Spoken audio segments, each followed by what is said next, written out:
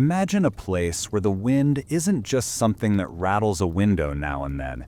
It's a living force that claws through the tiniest cracks, whispering threats in the dark, wrapping icy fingers around every soul it touches. In the medieval countryside, winter wasn't a passing discomfort.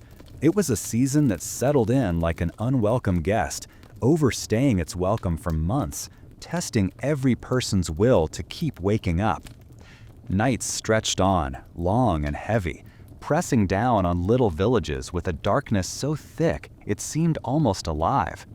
For the average peasant, each new evening wasn't just a turn of the clock, it was a silent question. Would tomorrow find them stirring from their bed or lying very still, the cold having quietly claimed another? Inside their modest huts, life played out on a razor's edge. These homes were far from cozy. Picture walls crafted from a rough lattice of sticks, smeared generously with mud mixed with straw, and, more often than not, animal waste, an odd recipe born not from choice, but from desperate necessity. It might have offered the illusion of security, but in truth, those thin, hastily constructed barriers did little to hold back the breath of winter. When storms raged across the fields, shrieking like some ancient spirit, the wind didn't politely knock. It barreled in, searching for seams in the walls, dancing gleefully through the room, and leaving behind little whirlwinds of frost. There were no thick wooden doors fitted snugly into squared frames, no glass windows to glint with candlelight. Openings were often covered by scraps of cloth or stretched animal hide, perhaps darkened with soot over years of smoky fires. A strong gust could lift these makeshift barriers clear off, inviting the bitter night inside as easily as if it had always belonged there. Meanwhile, the roofs, those patchy thatches of reed and straw, sagged under the weight of snow, leaking cold droplets onto already damp floors. Sometimes a careless bird or a curious squirrel might tumble through, sending a startled family scrambling. And then there was the floor itself, if it could be called that. More often, it was simply hard-packed earth, worn smooth by countless footsteps. When heavy rains preceded the frost, water would seep up from below, turning these humble homes into muddy dens that hardened into icy crusts by morning. A peasant stepping across his own room might feel a crunch beneath his feet, a reminder that the very ground seemed allied with winter in its quiet siege. And yet, this was not a tale of people meekly waiting to be defeated. These were stubborn souls who answered every new cold snap with an almost defiant creativity. They waged daily war against drafts by stuffing gaps with tufts of moss or wads of old cloth. Some even daubed fresh layers of mud and manure over the outside of their homes, slapping on the mixture with numb hands, whispering small hopes that this time, perhaps, the chill would think twice before slipping inside. The air inside these huts grew pungent with the scent of damp earth, of livestock, of bodies swaddled in clothes rarely washed, all mingling into an aroma that clung to walls and hair alike. But while modern noses might curl, for them it was simply life. Each breath that didn't sting the lungs with frost was a small victory. Beds were humble contraptions, little more than wooden frames if fortune favored you, piled with sacks of straw or hay. A few might toss in handfuls of dried rushes mixed with herbs, hoping to mask the smell of old dirt and livestock with a faint promise of lavender or rosemary. Lying down was an adventure all its own, the straw prickling through thin tunics, shifting under every sigh, a chorus of rustles and snaps that filled the quiet night. And woven into these nests, hidden away, were countless tiny inhabitants, fleas and other minute creatures that found the peasant's warmth just as inviting as he did. Still, that brittle barrier of straw was critical. Without it, bodies lay too close to the frozen earth, inviting the cold to slip up through the ground and sink its teeth straight into the bone. So families learned to clump together, pulling every scrap of cloth they owned over their shoulders, pressing sides, legs, even faces close. Parents pulled children in tight, older siblings wrapped arms around the youngest, grandparents curled protectively at the edges, forming a living tapestry of shared breath and body heat. Privacy vanished, replaced by a silent agreement. Together, they might just see the dawn. But human warmth alone rarely sufficed, so they brought their beasts indoors. Goats jostled for space near the hearth. Pigs snuffled in the corners. Chickens nested wherever they pleased, sometimes fluttering up to perch on rafters and dropping down surprise wake-up calls. The cow, if there was one, often settled proudly close to the family, her bulk a natural radiator, her breath rising in soft plumes that mingled with the steam of cooking pots. And though the air grew heavy with their mingled scents, the trade was simple. A slightly noisier, smellier house meant feet that weren't quite so numb by morning. The hearth was the heart of it all. Not a neat fireplace with an elegant stone mantel, but a rough pit or ring of stones, where logs burned stubbornly against the creeping dark. Smoke curled through the room with a mind of its own, finding the low beams and drifting back down in lazy veils, painting the walls a deep, smoky black. Eyes stung, throats rasped, but the air was warmer, and besides, all that smoke had a hidden mercy. Fleas and other unwelcome guests disliked it just as much as people did. Keeping that small flame alive was a nightly drama. Letting the fire die wasn't simply inconvenient, it was a gamble with survival. There were no matches to strike, no handy boxes of kindling. Rekindling a fire meant coaxing sparks from flint and steel with cold, stiff fingers, feeding them tiny twigs, and breathing life into the coals with anxious, shallow puffs, careful not to draw in too much icy air and risk a burning cough that might linger for days. So families learned the art of banking the fire. Before bedding down, someone, often the mother or an older child, would heap ash over the glowing embers, tucking them in like precious sleeping babies. If done right, they'd wake to a gentle heat that only needed coaxing. If done poorly, dawn brought a black, cold husk and hours of work to restore what had been lost. Sleep itself was a restless affair. It wasn't just the discomfort of scratchy straw or the occasional wandering hoof. There were rotations to be kept. Nights were too long, and the threat of the fire dying too real for everyone to drift off together. So half might doze while the other half kept watch, poking at embers, patching sudden new drafts with rags, or simply listening to the wind probe for weaknesses. Children were pressed into these duties as soon as they could be trusted not to drop a coal on their own feet. And though their eyelids drooped, they learned early that in winter, everyone's hands were needed.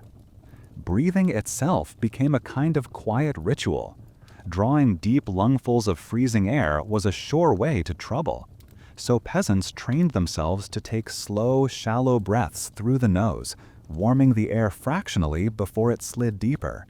Parents would hush children who panted too quickly, reminding them with stern looks that careless breathing could invite weeks of painful coughing. Some even pulled bits of cloth up over their mouths at night, waking to find the fabric damp but themselves still blessedly warm inside.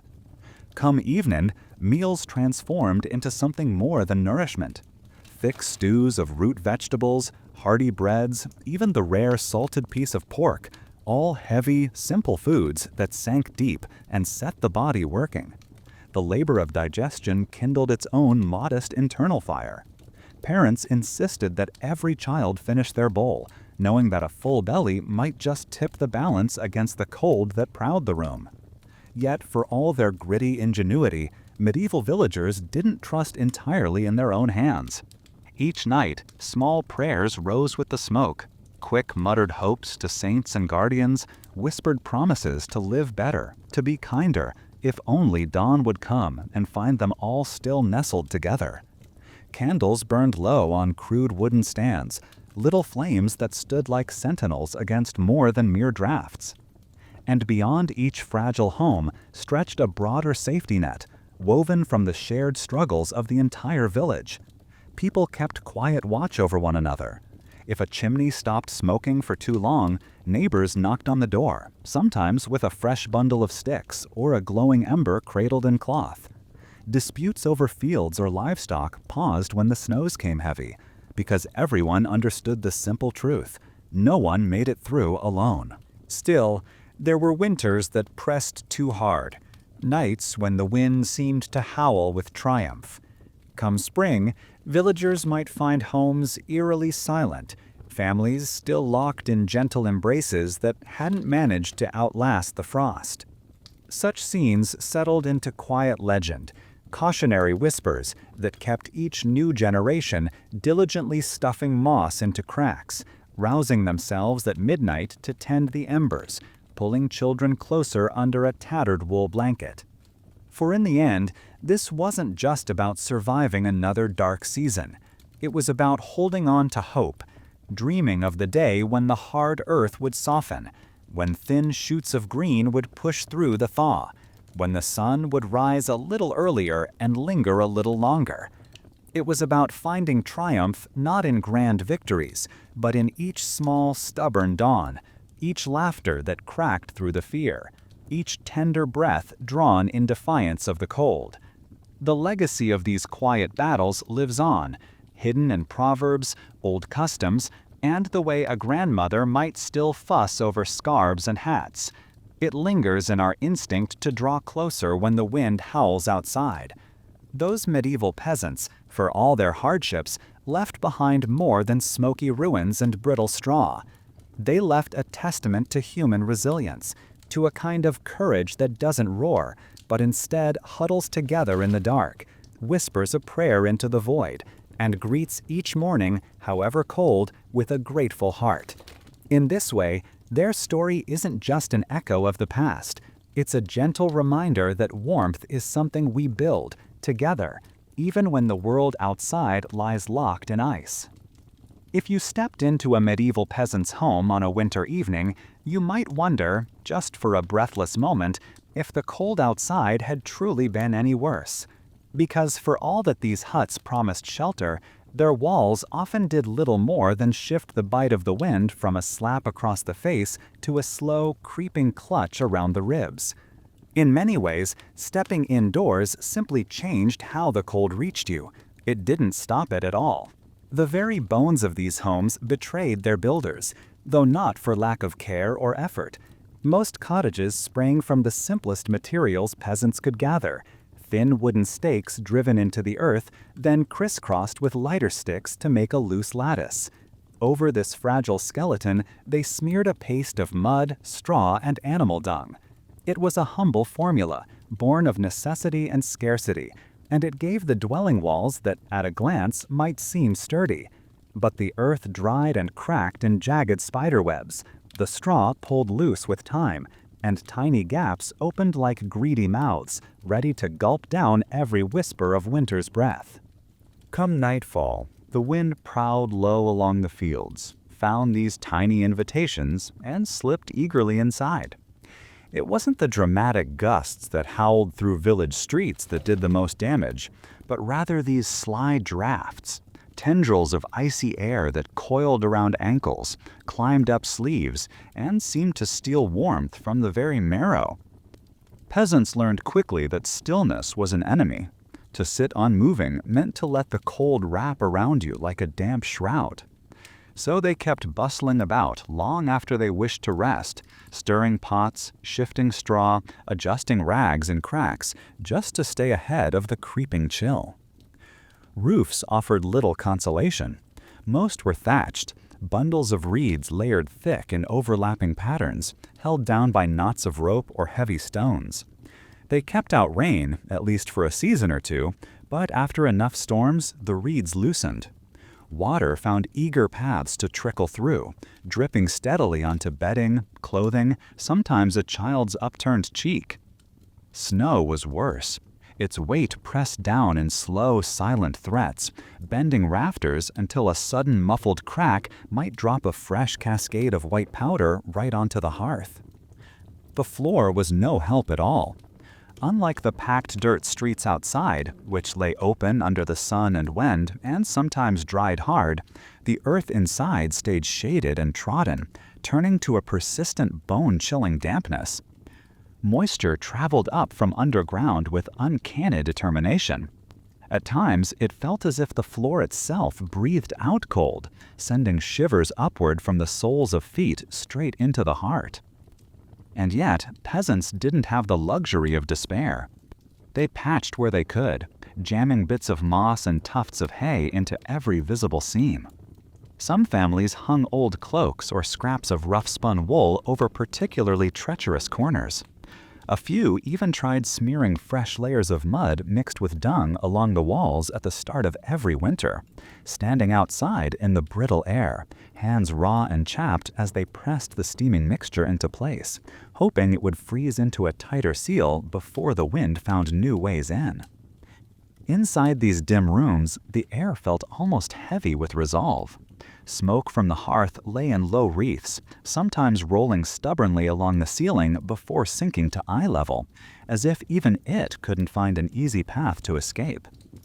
The scent of old fire mingled with the sharp tang of damp straw and the lingering, unmistakable musk of livestock that shared the space. You could almost taste the blend of ash and sweat on your tongue. But beyond smell or smoke, it was the way these houses held sound that revealed how porous they truly were. Outside, the wind might rattle through the trees, stirring dead branches into soft applause. Yet inside, you could hear the same wind whispering, sneaking through unseen holes, brushing past hanging bundles of herbs, making tiny cloth scraps flutter as if haunted. At night, that whisper grew bold, tugging at hairline fractures in walls, testing them with thin, icy fingers. Sometimes it whistled, sometimes it seemed to sigh. In such a house, the line between inside and outside blurred alarmingly. The wind was not a distant stranger banging on a locked door. It was an uninvited guest, slithering right up to the hearth, circling around your shoulders as you bent to tend the fire, pressing cold kisses to your neck as you tried to sleep. And so, while these humble huts rose up in proud defiance of the elements, proof of human will to carve out a safe corner in a hostile world, the truth remained. For much of the harsh season, they offered little more than a slightly muted taste of the freezing dark beyond their walls. Still, even a fragile wall was better than none at all. Even if the wind knew every secret way inside, at least it came slower, took more effort to slip its whole hand into your space. That alone was often worth all the sweat, cracked fingernails, and repeated patchwork. Because, for medieval peasants, shelter, however flawed, was not a guarantee against winter's cruelty. It was simply one more layer of stubborn hope they built up between themselves and a season that would gladly see them wither. In that fragile, draft-riddled home, each dawn felt a little like a small, personal triumph over forces far bigger than any family, or even any village, could ever truly command. It wasn't only the sly drafts that haunted these homes. When winter storms gathered their forces, rolling in low and dark across the bare fields, the true fragility of a peasant's shelter revealed itself. The walls, already webbed with fine cracks from age and careless seasons past, seemed to tremble at each new gust. Those small fissures weren't just lines on a surface. They were open invitations, waiting for the wind and wet to force their way through. Rain arrived first, thin, cold fingers that sought every imperfection. It began almost politely, with droplets tapping against the thatch above like hesitant visitors. But soon, encouraged by the howling wind, it pressed harder, worming through the uneven reeds. Tiny streams formed, trickling down beams, splattering onto the packed earth floor, soaking whatever bedding or cloaks lay too close. Sometimes the water traveled more cunningly, finding the hidden channels along the roof's inner slope to reappear in an entirely different part of the room, startling a sleeper awake with a sudden icy drip to the ear. On the worst nights, the roofs themselves seemed to sigh under the weight. The thatch, never entirely uniform, sagged visibly where snow or rain gathered most heavily. Now and then, a muted pop cracked through the dark, a reed snapping, a sodden cord loosening. The entire structure would shudder faintly, sending down a fine dust of old dirt and dried grass. Families learned to live with the quiet dread that any moment might bring a heavier deluge, or worse, a slow, ominous tearing sound, followed by a sudden downpour inside their very walls. On the worst nights, the roofs themselves seemed to sigh under the weight. The thatch, never entirely uniform, sagged visibly where snow or rain gathered most heavily. Now and then, a muted pop cracked through the dark, a reed snapping, a sodden cord loosening. The entire structure would shudder faintly, sending down a fine dust of old dirt and dried grass. Families learned to live with the quiet dread that any moment might bring a heavier deluge, or worse, a slow, ominous tearing sound, followed by a sudden downpour inside their very walls. And the walls, those fragile barriers built of sticks, straw, and mud, did little to comfort. As storms raged outside, the mixture that once dried hard now betrayed its humble origins. Moisture found the straw embedded within and clung there, soaking deeper, turning patches of the wall to a clammy paste. Cold droplets formed, then slid down in narrow rivulets, leaving darker trails behind. In some places, the mud began to crumble outright, peeling away in wet clumps to reveal the skeleton of twigs beneath. Worse still was how the walls seemed almost to sweat when temperatures dipped suddenly after a soaking rain. Inside, peasants might see tiny beads of water glistening across the surface, each droplet a tiny mirror catching the dim glow of the hearth. They trickled down slowly, gathering into damp rings on the floor. It gave the eerie impression that the house itself was weeping, mourning along with its weary inhabitants. Every storm thus became a test, not only of the peasants' spirit, but of their craftsmanship. In calmer days between tempests, you could see villagers out in the cold, clawing fresh mud from the earth, mixing it with straw, and slapping it desperately against new scars. Children scurried with handfuls of moss or rags, stuffing them into widening cracks. Inside, extra cloths were draped along walls like sad, drooping tapestries, catching any new leaks before they reached sleeping faces. Through it all, a peasant family learned to listen, truly listen to their home. They picked up the subtle difference between a roof that merely sighed and one on the brink of giving way. They knew the exact pattern of drips that meant water was pooling above. They heard the faint pop of freezing mud on outer walls when the temperature plummeted, a quiet but urgent warning that the next thaw might break loose entire chunks of their meager defenses. And still they stayed, because outside was worse, utterly exposed to the icy whip of sleet, the biting rush of unbroken wind. However flawed these homes were, however soaked and shivering their inhabitants became, they at least offered the pretense of a barrier, something to gather around, patch up, cling to. Each new storm left its mark, streaks of dark wetness and brittle cracks mapping out the family's quiet battles.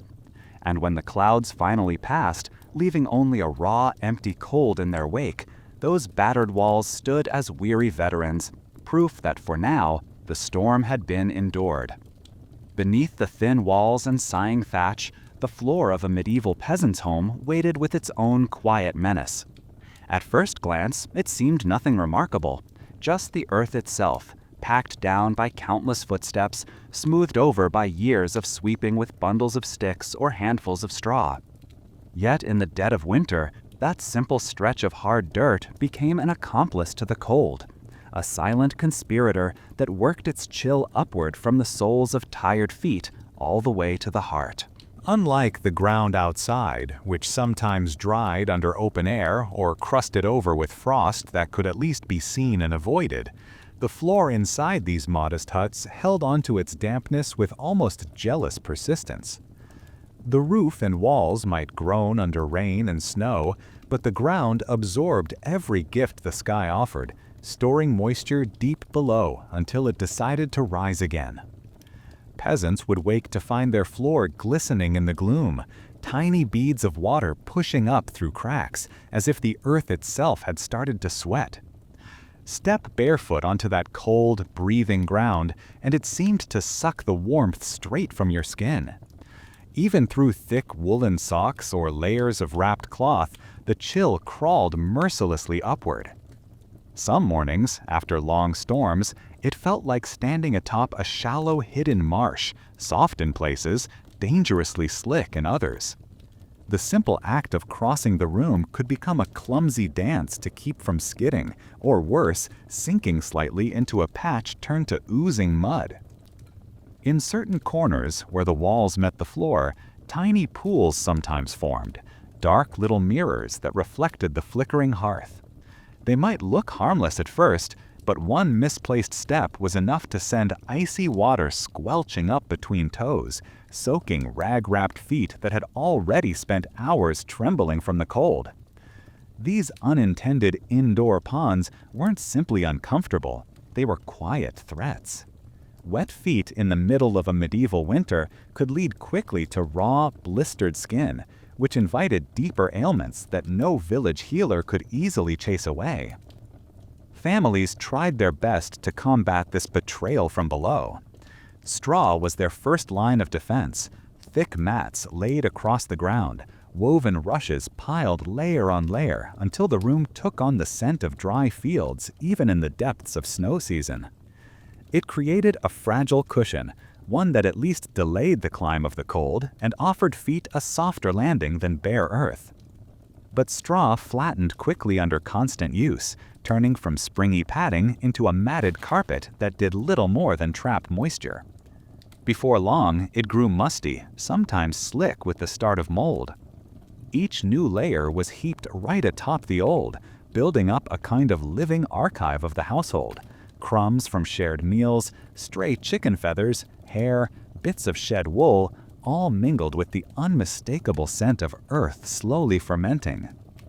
The result was a curious underfoot world, part cushion, part hazard, where each step produced a muted crunch or a reluctant sigh as the layers settled under weight.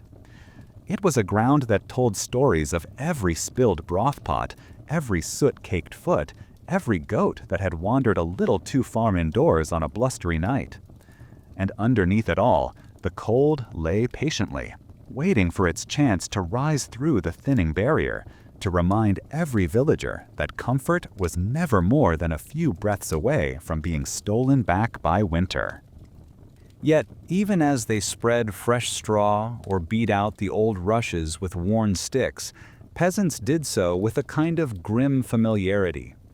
The floor might never truly protect them, might always threaten to betray them with a surprise splash of icy water or a creeping wetness that left blankets sodden by morning. But it was theirs, claimed, tended, fought for. In the great silent contest between humankind and the indifferent cold of the earth, these villagers met each small betrayal not with surrender, but with yet another determined layer of straw, another whispered hope that tomorrow's ground would feel a little less like a frozen swamp beneath their weary feet. It was one thing to wrestle with the chill that crept through walls and floors, but another entirely to find a place to lay your weary body at night. For medieval peasants, a bed was rarely the snug retreat that modern minds conjure. No soft mattress or down-filled quilt awaited them at day's end. Instead, rest came on crinkling layers of straw or hay, makeshift nests that crackled and groaned under even the gentlest shift of weight. These beds were humble constructions, a wooden frame if the family could spare the effort and materials, more often just a heap piled directly on the floor. Into these frames or low hollows went sacks stuffed with straw, bundles of hollow stems gathered from nearby fields after harvest, or hay pulled from rough stacks meant just as much for feeding animals as for human comfort. Laid down thickly, the straw offered a promise of separation from the biting cold that rose relentlessly from the earth below. Yet the reality of these straw mattresses was far from the dreams of a restful night. They crunched and shifted under every movement, sending tiny cascades of dried fragments skittering out from under sleeping bodies. The more restless the sleeper, the faster the straw compacted, losing its spring, turning from cushion to brittle mat that did little more than whisper to the cold, "Come closer." Still, straw was precious. Its dry, hollow shafts trapped pockets of air, creating the slightest insulation. For a peasant who spent all day shivering under thin wool layers, that subtle barrier against the hard chill of the floor was a small mercy. Over time, though, the straw flattened beneath countless nights of weary bones. It broke into finer bits, clumped in uneven lumps, creating ridges and dips that forced sleep into a constant negotiation. Twist this way to avoid a sharp knot, roll that way to keep from slipping into a hollow worn by your own hip. And it wasn't just straw that made up these beds. Rushes, long, slender plants gathered from riverbanks, were often spread beneath or atop straw layers. They gave off a faintly green, earthy smell at first, even a hint of sweetness when fresh. And families sometimes mixed them with crushed herbs to mask less pleasant household odors. But the freshness faded quickly. Within days, rushes absorbed the damp breath of the house, the sweat of bodies, the drifting smoke from the hearth, leaving them musty, darkened, and prone to harboring tiny, uninvited guests. But that was the unspoken price of these rustic beds. They were alive in more ways than one. Fleas and lice found the warm, slightly greasy folds of peasants' tunics irresistible, but they also nested happily in the deep crevices of straw mattresses. Each night's sleep was shared with countless small companions, each dawn greeted with scratching and muttered curses. In many homes, it became a near ritual to beat or shake out the bedding by morning light, less to freshen it, more to dislodge some of the life that had settled in during the dark hours. Yet for all its drawbacks, straw was indispensable. It served not only as mattress, but as a kind of removable carpet. Families spread thick layers across parts of the floor where most activity clustered, near the hearth, around crude wooden tables, beside storage chests. It caught crumbs and spills, soaked up minor accidents, muffled footsteps on cold mornings. And when it grew too foul, too flat, or too alive with pests, it could be scooped up, carted outside, and replaced with a fresh layer from the barn. In this way, peasants practiced a kind of rough hygiene, turning the chore of changing straw into one of the few domestic tasks that truly renewed the space. And so, amid the whispering drafts and the damp sighs of earth below, families carved out small islands of warmth atop these rustling beds. They learned to mold their bodies into the softest hollows, to tug rough wool blankets tightly around shoulders and feet, to share heat beneath thin covers that smelled of smoke, sweat, and the sun-dried fields that gave them their modest stuffing. In this fragile balance, straw pressing back against cold ground, bodies pressing into straw, peasants found not luxury, but enough comfort to close their eyes and drift, for a few hours at least, away from the relentless bite of winter. No matter how carefully the walls had been packed with mud and straw, or how meticulously the roof had been layered with thatch, every medieval peasant knew the cold was patient and infinitely curious. It would nose around the corners of a house, slip through the smallest fractures, and set to work prying them wider. It whistled its sly little songs through the spaces where boards didn't quite meet, where time and damp had pulled the seams apart. So peasants became quiet masters of improvised insulation. They turned to whatever the land or their own scraps could offer, inventing clever tricks that stood between them and the worst of winter's breath. Moss was one of their most loyal allies. Pulled in spring or autumn from rocks or the damp edges of the forest, it came up in lush, springy clumps, green cushions that were soft in the hand and easy to cram into cracks. Between logs, under roof joints, around rattling shutters, moss disappeared into every suspicious line where a draft might dare to sneak through. It dried and shrank a little over time, yes, but it still formed a surprisingly tenacious barrier, trapping layers of air that helped peep out the sharper edge of the wind. Then there were the rags, bits of old wool tunics worn too thin to mend again, scraps of linen that had already served 2 or 3 other lives.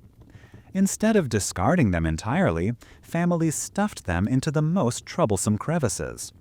They wedged shreds into holes along windowsills, pressed bundles into the wobbly corners where posts met walls. Some clever hands even tied small bundles of rags into knots and tamped them deep into roof gaps like crude corks. Whenever a fresh draft was discovered, perhaps signaled by a fluttering flame or a sudden shiver across the shoulders, someone would reach for more fabric scraps, pushing them home with numb fingers. And then there was dung. For modern ears, the thought might seem almost grotesque, but in these small, vulnerable homes, it was a marvel of practicality. Mixed with straw and mud, animal dung had a sticky, binding quality that made it an excellent patching compound. Slathered thickly over outer walls, it dried into a surprisingly durable layer that could deflect wind and shed a fair bit of rain. In some homes, the annual ritual of daubing fresh dung paste onto the exterior became almost a hopeful ceremony, a family's collective stand against the long, hungry nights to come. They pressed it in with calloused palms, smoothing it into every small crack, murmuring little reassurances to each other that this year, perhaps, the walls would hold just a bit tighter. Even inside, these humble technologies made their mark. Small scraps of hide, often goat or sheep, sometimes still faintly musky, might be nailed up over the most troublesome joints in a wall, or slung across an ill-fitting doorway. In some places, peasants repurposed old bits of wool felt from cloaks too battered to wear, hanging them like drooping, smoky tapestries that swayed when a draft tested them, then stilled, blocking the chill. In this way, each home became a living patchwork of the family's quiet daily battles. Moss peeped out between boards. Rags formed odd, colorful tufts along ceiling beams. Dung-darkened mud spread in swirling layers that told stories of winters past. There was no symmetry to these defenses, no polished finish, but they carried a stubborn beauty all their own, a testament to human hands finding solutions again and again, season after season. Most importantly, these humble barriers worked, at least in their modest way. They didn't banish the cold. Nothing short of stone and roaring fires could manage that. But they slowed it down, confused it, made it spend itself in little sighs instead of great howls. In the silent hours before dawn, when the fire had slumped to a bed of glowing coals, and breath smoked visibly in the dark, families huddled under rough blankets could still feel tiny tendrils of chill searching across the floor. Yet because of moss, rags, and dung, they could also feel the fragile warmth fighting back, proof that even the simplest, humblest efforts could hold winter at bay, if only just enough to see another morning. Warmth in a medieval peasant's home didn't come without its own peculiar price. In fact, to step inside one of these humble cottages during the depths of winter was to be greeted not only by the sight of smoky rafters and bundled figures huddled by the hearth, but by a thick, almost tangible tapestry of smells, each strand woven from the very fabric of survival. It began, inevitably, with the animals. Goats were frequent housemates, their narrow eyes blinking serenely from corners where they chewed cud, entirely unbothered by the human business swirling around them. A cow, if the family owned such a treasure, might stand proudly near the hearth, her massive body radiating a subtle heat, her breath curling in soft plumes of steam. Chickens nestled wherever they pleased, on low beams, inside old baskets, sometimes perched right atop rough chests that held spare linens. Pigs, meanwhile, wandered almost like children, snuffling through straw and occasionally letting out a contented grunt that made the floor vibrate. With these living heaters came their inevitable musk. The warm, slightly sweet tang of goat hair mingled with the deeper barnyard late of cowhide. Chickens contributed sharp, dusty notes that seemed to collect in hidden corners. And pigs, bless them, added their own pungent earthiness, leaving trails of aroma that stubbornly clung to every plank. Layered on top of all this was the smell of straw and rushes, the very foundation of beds, floors, and sometimes even walls. When fresh, these gave off a bright, green scent, a memory of sunlit fields and lazy summer days.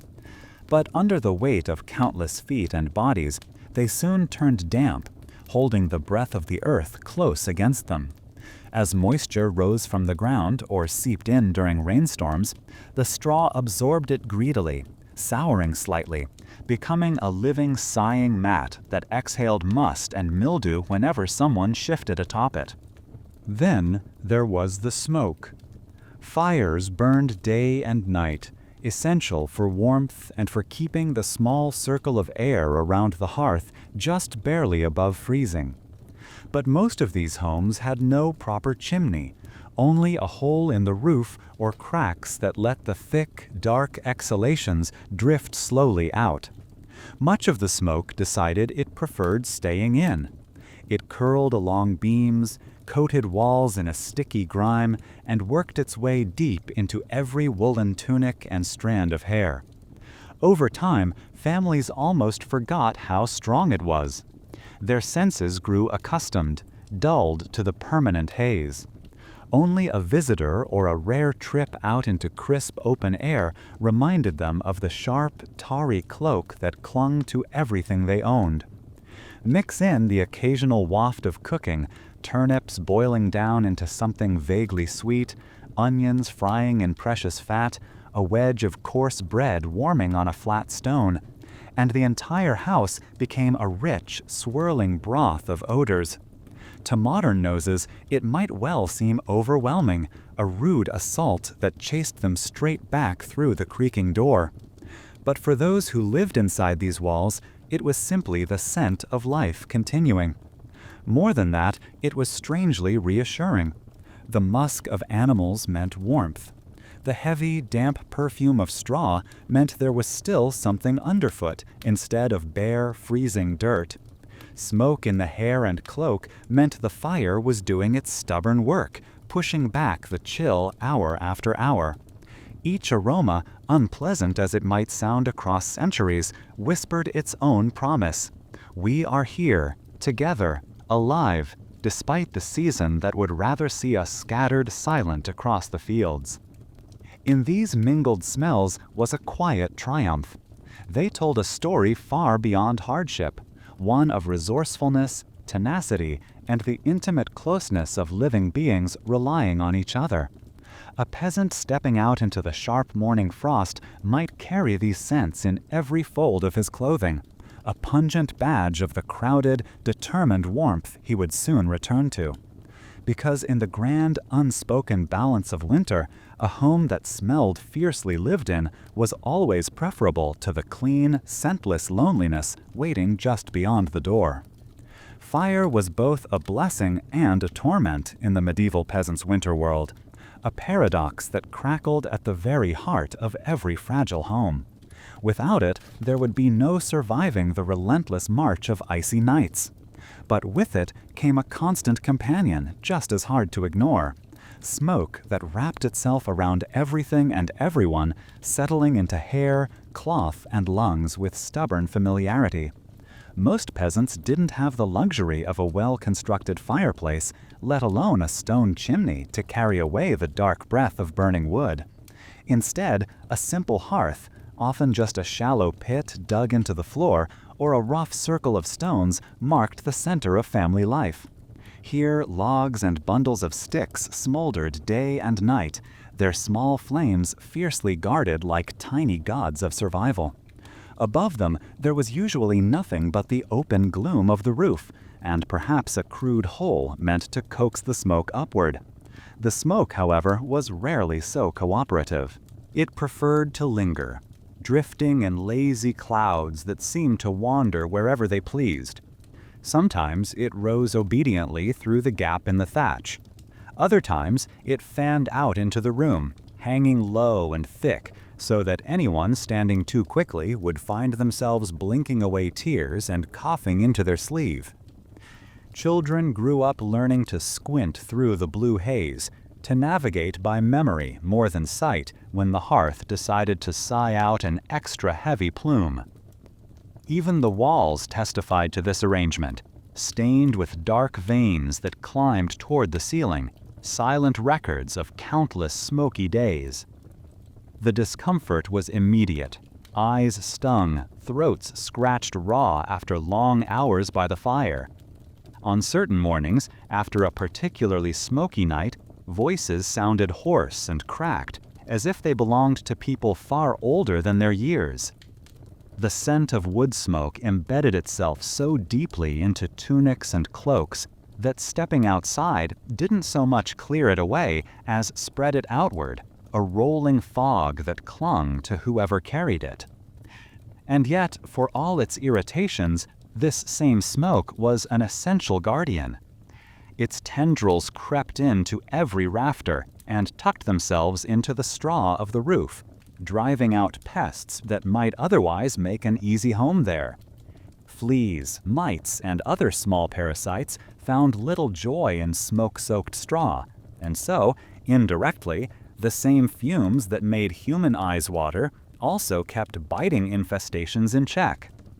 More crucial still was what smoke represented: the enduring presence of fire. Because while flames gave light and cooked meals, their deepest gift was heat, an invisible shield pushing back against the claws of frost that scraped at every crack in the walls. As long as there was a red glow in the hearth, however small, there was hope that toes and fingers might wake up come morning still tingling with life instead of stiff and unfeeling. So peasants learned to live in this uneasy embrace. They sat close to the hearth, heads often bowed, not in reverence, but in a practical attempt to breathe the clearest air they could find near the floor. They draped damp cloaks across chairs or stools, letting them steam and dry, even as smoke wrapped around the fabric, infusing it with the same sharp perfume that hung in their hair. In hushed evening hours, families would gather around the fire, half lost in its dance of light and shadow, blinking through occasional smoky gusts while telling stories that stretched back to ancestors long gone. It was a trade, like so much else in their winter lives: sore eyes and rasping lungs in exchange for warmth, safety, and the fragile continuation of breath. For all its faults, the smoky hearth was the heart of the home, its living pulse that kept the darkness outside from creeping all the way in. Without it, there would be no laughter over simmering pots, no sleepy children curled close under blankets, no small miracles of waking each dawn to another day. Smoke was more than a nuisance. It was the price willingly paid to keep life burning, however modestly, against the vast cold pressing in from all sides. Keeping a fire alive through the long winter nights was a delicate dance, equal parts craft, instinct, and stubborn determination. In the medieval peasants' world, this wasn't just a question of comfort. It was often the line between seeing another sunrise or waking up numb and shivering, the chill so deep it gnawed at bones. There were no handy matches tucked away in a drawer, no quick flick of a lighter to coax flames back to life. If the fire went out completely, reigniting it meant striking steel against flint, nursing tiny, reluctant sparks into fragile curls of smoke, feeding them with wisps of straw or dry shavings until they dared to catch. In the dead of winter, with fingers stiff and air so cold that breath itself felt heavy, such work could drag on painfully, sometimes failing outright. So peasants did everything they could to avoid starting from scratch. At the heart of their strategy was a quiet, careful ritual performed each night before sleep, banking the fire. As embers began to glow low and red, someone, often the mother of the house or an older child trusted with the task, would take a rough wooden paddle or even just their hands, wrapped in bits of cloth, and gently pull the coals together into a tight mound. Over this glowing heap, they piled ashes scooped from previous burns, layering them thickly. The ash worked like a heavy, insulating blanket, smothering the flames just enough to keep them from blazing up, but trapping the heat inside. Done properly, this little earthen nest held on to warmth all night long. Come morning, a quick stir with a stick and a few fresh twigs was usually enough to awaken bright orange sparks, which then leapt eagerly into flames when fed larger sticks. The whole house would breathe a sigh of relief at the familiar crackle, knowing the cold hadn't won in the dark hours. But if the fire wasn't banked just right, if too much ash smothered it completely, or too little let it flare up and die out, then morning brought only a sad pile of gray powder.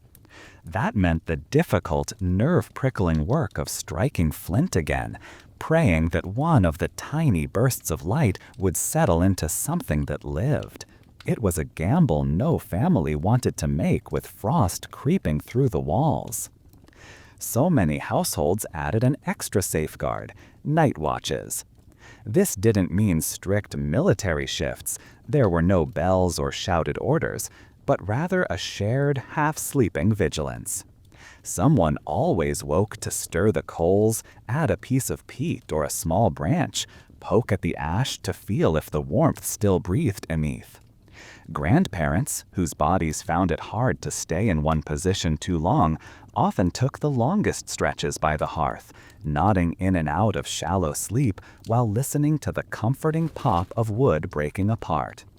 Children old enough to hold a stick without dropping it might be gently shaken awake, guided bleary-eyed over to the hearth to learn this quiet responsibility. It became almost a tender choreography, people shifting and trading places through the night, each one ensuring the embers never quite surrendered. Even the animals seemed to sense this rhythm. A goat might bleat softly when the fire waned, a pig shuffle closer with a contented grunt as the warmth returned. This gentle, unspoken teamwork wove through every winter evening. It turned survival into a shared art, a collective promise whispered across generations. We will keep this little heart of fire beating, no matter how the cold prowls outside. And when morning finally stretched pale light across the floor, the glow in the hearth was more than mere coals. It was proof that through patience, skill, and mutual care, they had once again carried their fragile warmth across the perilous gulf of the night. When night finally settled over the village and the last faint glow of dusk retreated beyond the fields, the cold wasted no time pressing its advantage. It slipped through every patched wall and threaded itself into the straw on the floor. The small hearth, even when banked with care, could only cast its warmth so far. Beyond that narrow circle, the air stood icy and still, waiting for bodies to slow, for breath to deepen, to creep in and steal what little heat the day had left behind. So peasants leaned on the oldest, simplest defense of all: each other. In homes where privacy was already a thin concept, where a single room might serve as kitchen, workshop, nursery, and sickbed all at once, the line between personal space and survival simply dissolved. At bedtime, the family gathered into a single tangled mass atop creaking straw mattresses, pressing close in layers of limbs and rough wool. Older children nestled between parents, tiny hands tucked into the crooks of elbows or under cloaks still faintly warm from the hearth. Grandparents claimed spots on the fringes, though always near enough to draw comfort from the cluster of breathing bodies. There was strategy in this nightly pile. The strongest, hardiest souls often took the outer edges, their backs turned to the drafty walls so they could shield the more vulnerable from sudden gusts. In the center, swaddled beneath extra tunics or bits of sheepskin, lay the youngest children and the elderly, those least able to chase off a deep chill on their own. Even infants, bundled in scraps of linen and wool, were tucked snug against a mother's or sister's chest, lulled by the rhythmic rise and fall of breath that, in such nights, was as precious as any lullaby. Of course, it wasn't exactly a gentle sleep. Straw rustled and snapped under shifting weight, sending small pinpricks into sides and hips. Now and then, someone's knee dug sharply into another's ribs, drawing a sleepy grunt. The closeness meant enduring the full reality of each other. Smells of sweat and smoke, the damp edge of a woolen blanket that hadn't dried fully by the fire, the pungent reminder of goats or pigs that had shared the living space only hours before. There was also the quiet chorus of nighttime bodies, soft snores, muffled coughs, the occasional dream-murmured word that meant nothing come morning. Yet, for all its awkwardness, this crowded heap of humanity was marvelously effective. Heat pooled among them, trapped by layers of cloth and by the very press of skin against skin. Faces stayed warmer than they would have alone. Hands found the curve of a sibling's back or shoulder to rest on. And feet that might otherwise have gone numb shared little pockets of shelter beneath the heap of blankets and cloaks. Even the animals seemed to understand this ritual. Dogs curled tightly against the outer edges, their shaggy bodies adding another shield against stray drafts. A particularly brazen goat might edge closer than strictly polite, flopping down with a contented huff that suggested it knew exactly how valuable its warmth was. By the first faint gray of dawn, the entire arrangement looked more like a creature unto itself, a single living being, stitched together by necessity, breathing in slow, uneven unison.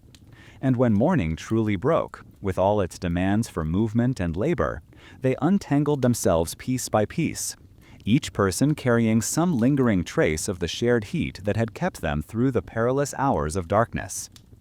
In this nightly ritual, families wove bonds that were far more than mere habit. They learned the curve of each other's backs, the rhythm of each other's dreams. The closeness that modern folk might find almost shocking was for them simply the shape of survival, a living battery built of trust, tenderness, and an unspoken pact to see one another safely through to morning, no matter how fierce the winter winds outside their fragile walls. In the chill of a medieval winter, the line between barn and bedroom often blurred until it disappeared entirely. For peasants whose lives depended not only on their own fragile warmth, but on the survival of their animals, it was common, practical, even inevitable, to invite livestock straight into the heart of the home. A cow might stand only a few feet from the hearth, her massive shape like a living bulwark against the cold that prowled beyond the door. Her breath steamed gently into the gloom, mingling with the rising wisps from the banked fire. Now and then she would shift, the slow grinding of hooves against straw sounding almost like another person moving restlessly in sleep. This was more than mere convenience. The heat radiating from her sturdy frame made a measurable difference, lifting the sharp edge off the cold that pressed close to the walls. It also safeguarded the family's hopes for milk come spring. Losing a cow to the cold was a devastation that reached far beyond empty mornings without cream. In the chill of a medieval winter, the line between barn and bedroom often blurred until it disappeared entirely. For peasants whose lives depended not only on their own fragile warmth, but on the survival of their animals, it was common, practical, even inevitable, to invite livestock straight into the heart of the home. A cow might stand only a few feet from the hearth, her massive shape like a living bulwark against the cold that prowled beyond the door. Her breath steamed gently into the gloom, mingling with the rising wisps from the banked fire.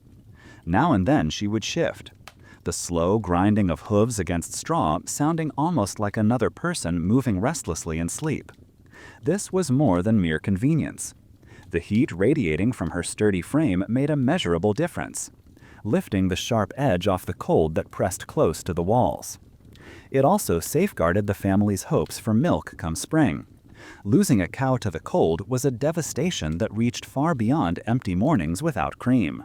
Goats, ever curious and pushy, needed even less encouragement. They nosed around the low benches and beds, sometimes trying to sample stray scraps of rushes. Their bodies gave off a sharp, slightly sour musk that tangled with the ever-present scent of smoke and straw. Yet they too offered warmth, their small but steady heat seeping into the air and helping keep frost from claiming the corners of the room. Pigs often claimed the coziest spaces they could find, settling down with a contented grunt and radiating an astonishing amount of heat. They rooted through straw, rearranged themselves with noisy sighs, and generally behaved like short-tempered houseguests who expected everyone else to adapt. But no one complained much. On the coldest nights, a pig's warm flank against your back might be the slender difference between a fitful icy doze and real sleep. Chickens, meanwhile, tucked themselves into rafters or crouched in baskets pushed under benches, adding soft, feathery punctuation to the ambient warmth of the room. Their small bodies and quick hearts meant they lost heat easily, but by clustering together in the same crowded space, they survived alongside their human caretakers. The mingling of humans and animals brought undeniable challenges. Floors already layered with straw grew more pungent as droppings mingled with the damp earth, and every step might yield an unpleasant surprise.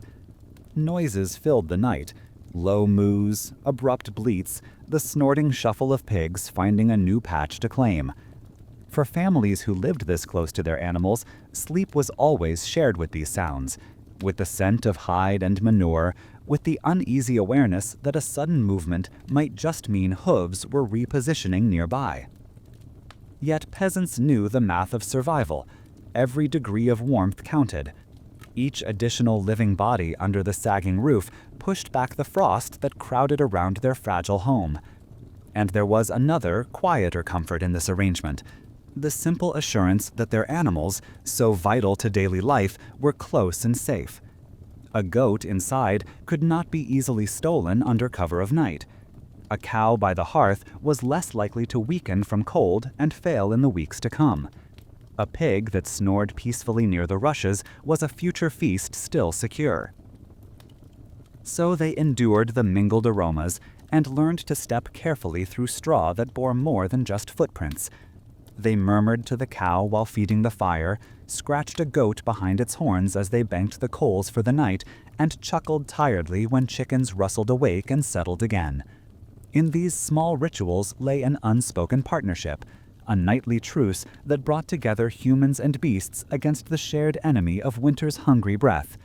Together, they formed a living barricade of breath and body heat, a peculiar, pungent, yet undeniably effective alliance that meant the fragile promise of spring might actually arrive with every creature still alive to greet it.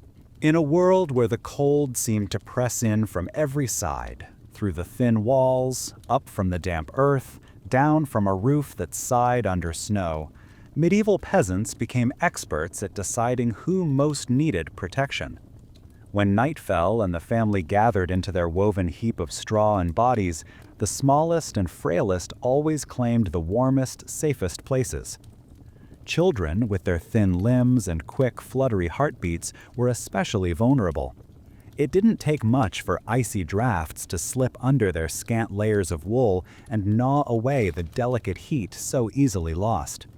So mothers and fathers tucked little ones right at the center of the night's living bundle, drawing rough blankets over them and then wrapping their own arms and legs around those fragile bodies. Older children might cluster on either side, both as shields against the air and to glean warmth themselves from the core of the family knot. The very youngest, babies with breath still soft and shallow, were often held directly against skin, nestled beneath cloaks so that the warmth of a parent's chest or stomach could stand in for the sun that had long since abandoned the sky. A mother might half sleep, always dimly aware of the tiny weight tucked beneath her chin, hands instinctively checking now and again to be sure the small body still stirred, still breathed. Elders, too, were carefully placed.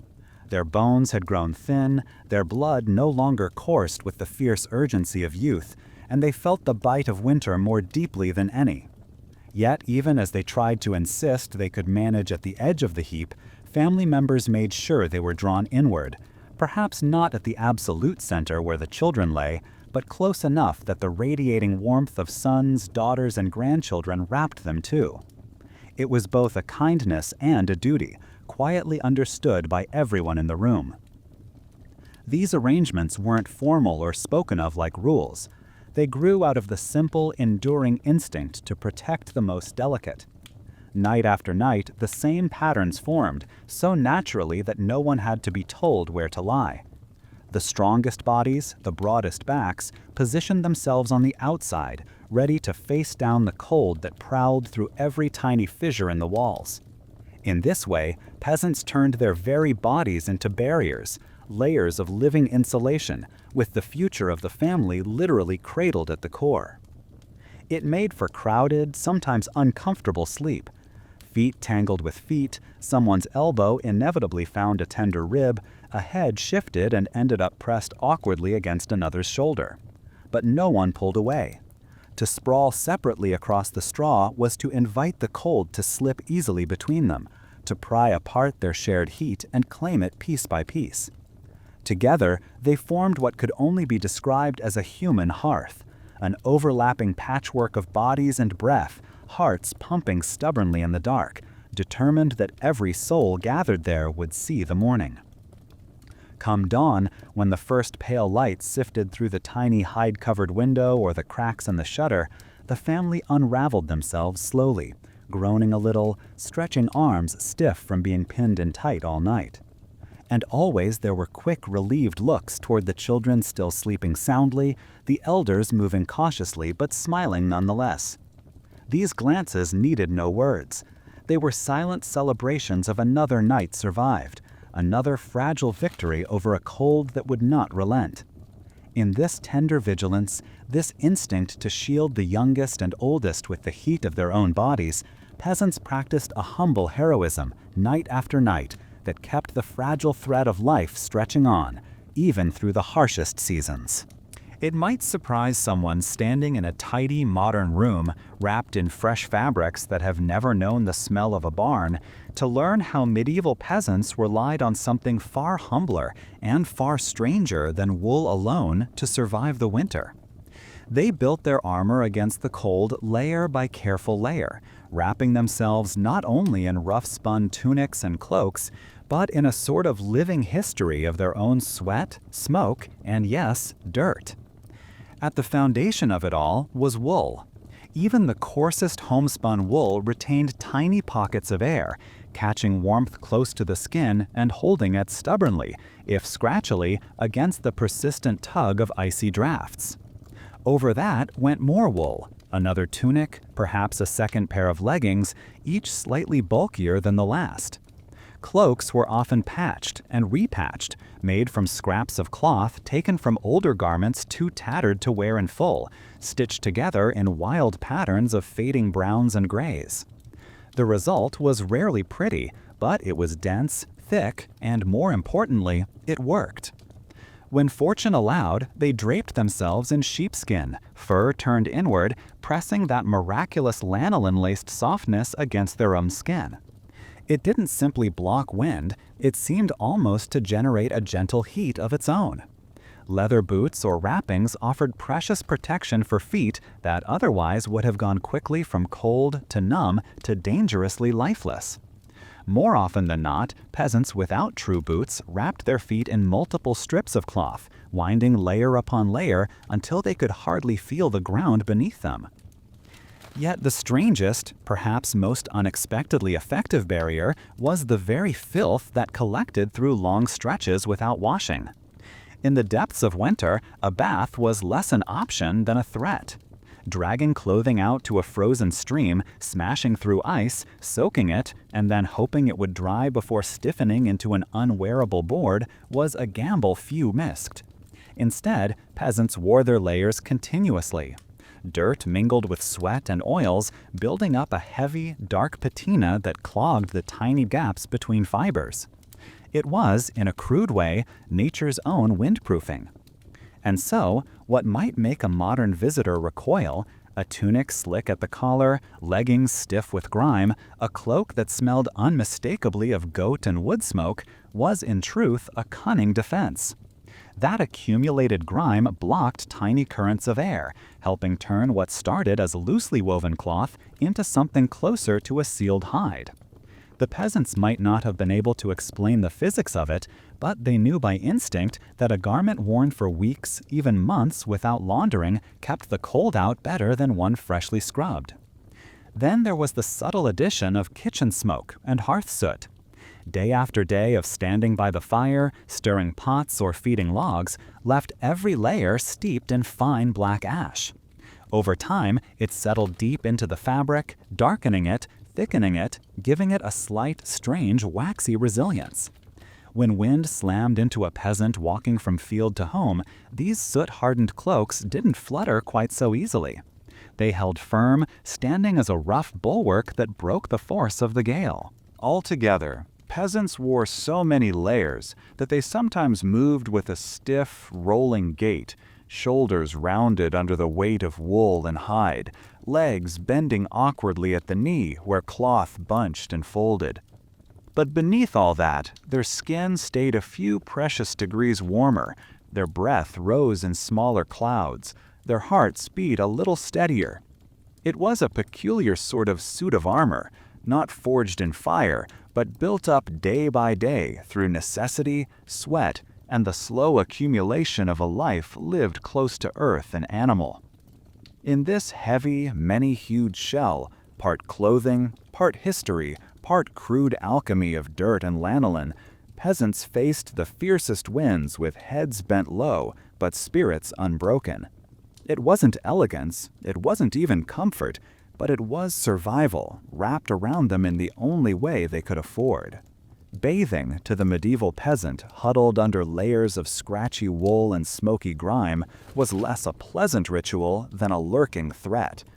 In the raw heart of winter, the idea of stripping off every painstaking layer of warmth, shedding the rough tunics, the patched cloaks, the dirt that had gathered like a second living skin, seemed almost like inviting the cold itself to reach in and wrap icy hands around the lungs. So they didn't, or at least very rarely.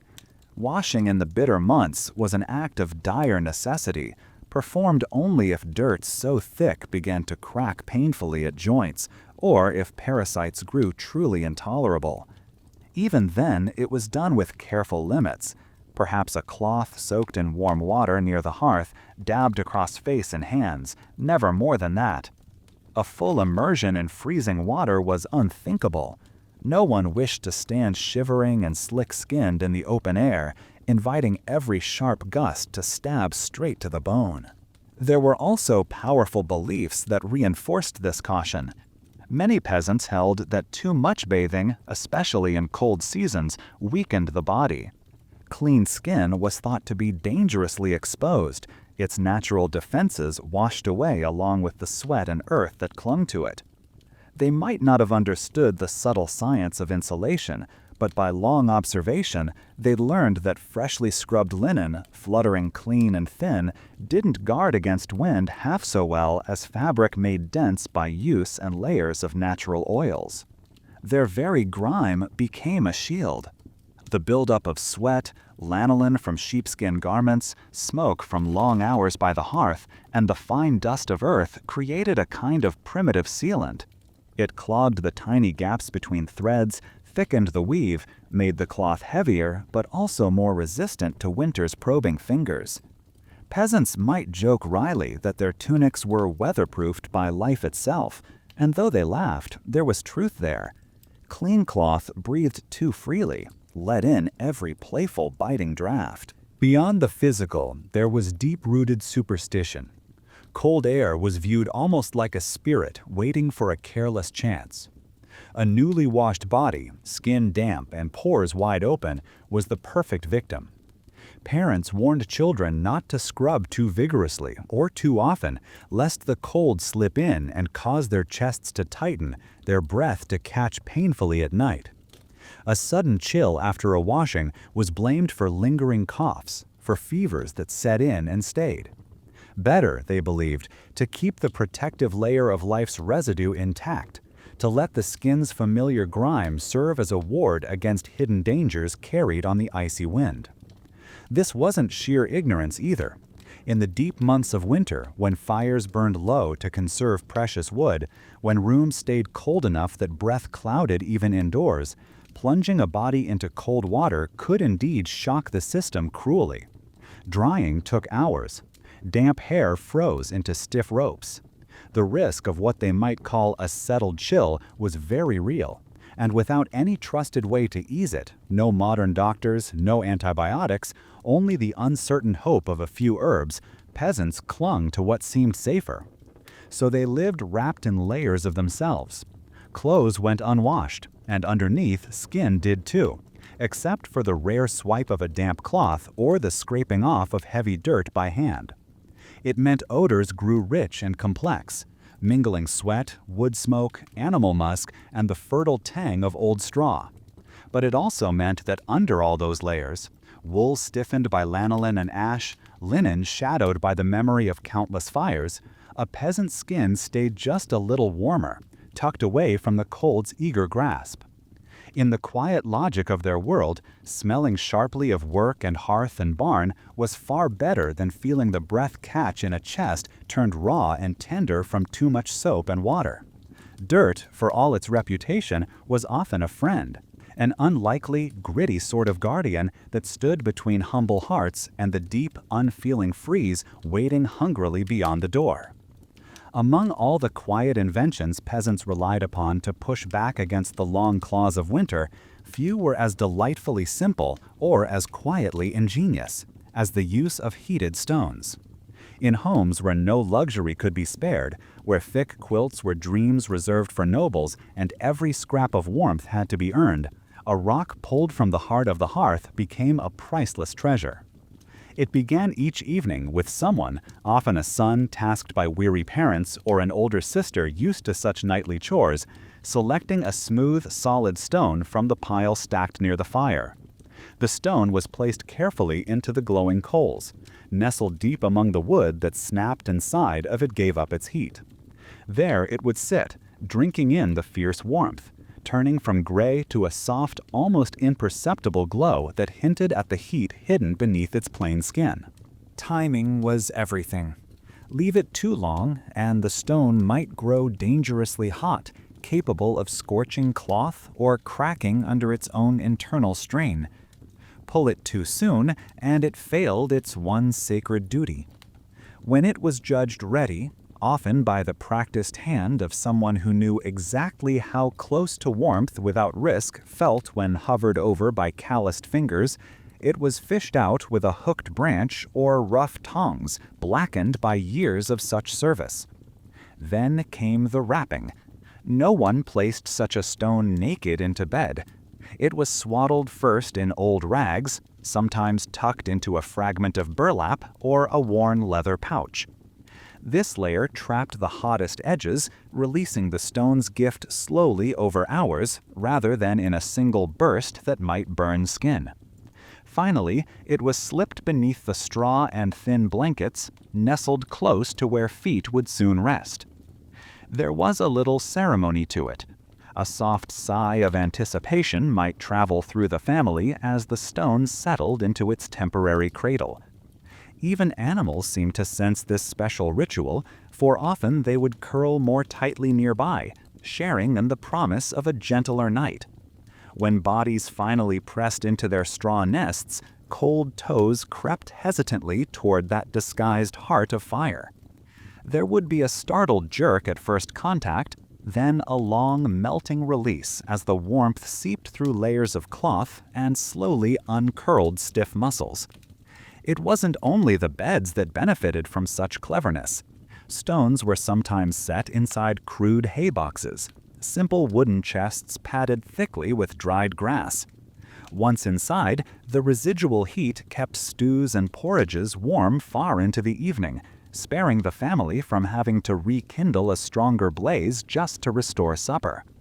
In this way, a single carefully heated rock offered not just comfort in sleep, but extended the precious work of the hearth, allowing hot food to wait patiently until hungry hands returned from evening chores.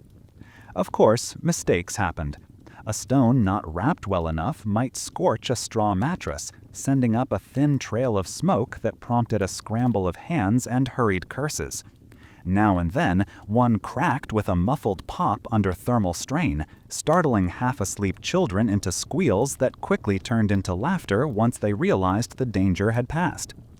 But mostly, these humble, glowing hearts did exactly what was needed. They stood guard against the cold in the deep hours when the fire in the hearth had quieted under its ash blanket.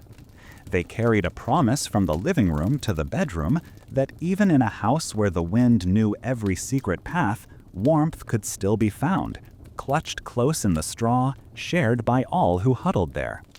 So night after night, peasants turned to these stones, little glowing ancestors of modern hot water bottles, and found in them a small, silent miracle. For in a world that offered no softness easily, here was proof that clever hands and patient waiting could turn even the cold, indifferent bones of the earth into allies, cradling fragile life gently through another perilous winter's night. Sleep inside a medieval peasant home was never a deep, collective plunge into darkness.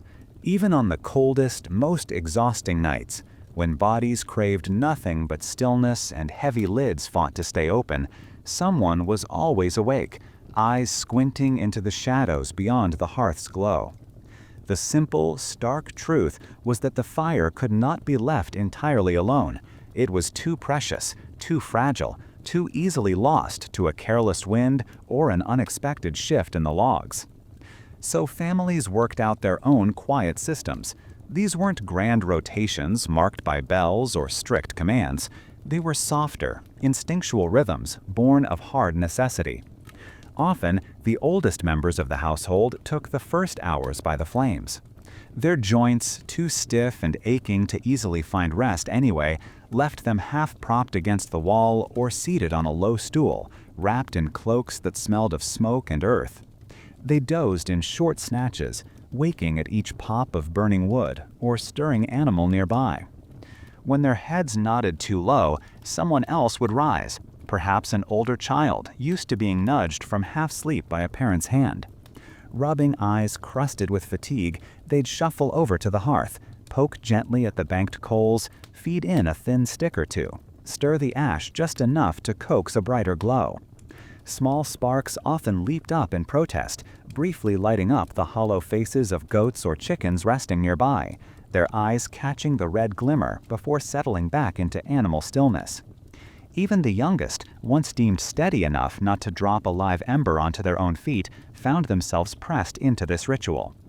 In those dark hours, a girl of 10 or a boy barely reaching his mother's shoulder might stand holding a crooked stick, prodding at the faint embers with nervous seriousness. It was a lesson learned early. In winter, every member of the household carried a share of the burden. Sleep was no excuse. A few moments of inattention could mean waking hours later to a hearth grown cold, the painful work of striking flint and hoping, sometimes hopelessly, for new flame, breath misting in the biting air all the while. There were mishaps, of course.